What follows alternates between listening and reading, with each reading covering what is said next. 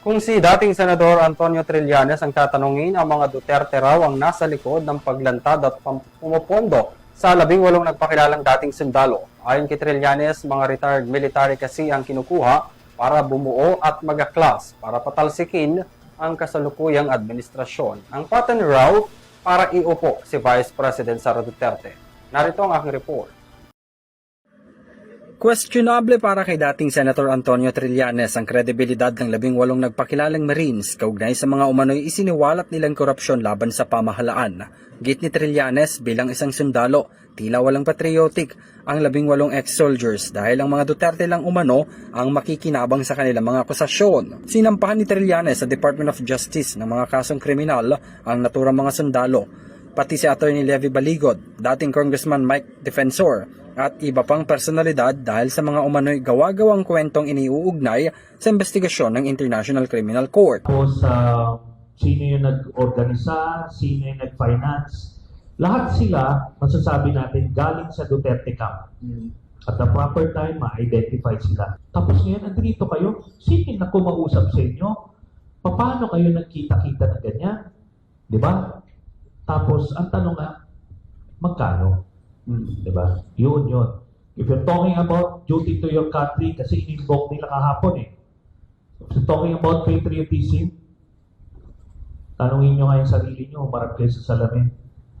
Kung talaga bang patriotic duty ginawa nyo o kabuhayan lang. Hindi rin itinanggi ni Trillanes ang pakikipagkita sa mga miyembro ng ICC noon para sa ginagawang investigasyon nito laban sa dating Pangulo na si Rodrigo Duterte, pero lahat ng ito'y aniyay confidential daw at hindi maaaring isa publiko.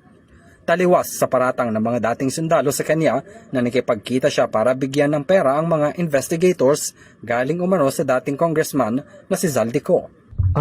Inaamin ko, ever since na nakikipag-ugnayan ako sa ICC since 2017 pa nung sinampa namin yung kaso doon. Since 2017, tayo po ay nakikipag-ugnayan sa kanila, pagkalap ng testigo, pagkalap ng iba't ibang dokumento, at even pag-facilitate ng iba't ibang mga meeting. Kahapon nang magpakita rin ng suporta si dating AFP Chief of Staff General Hermogenes Esperon sa mga so-called 18 Marines.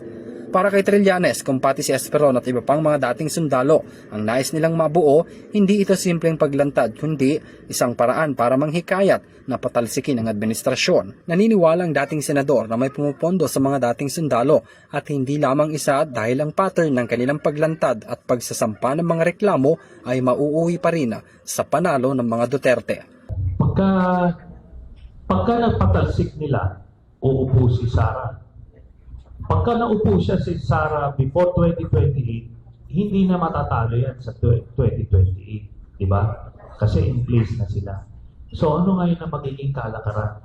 Babalik tayo sa dati na talagang gagamitin yung kapulisan bilang killing machine.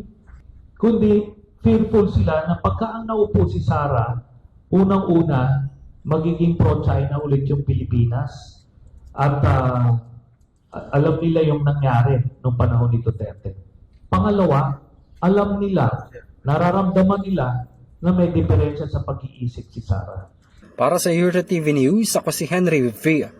Nicolas, sumasaludo sa bawat Pilipino.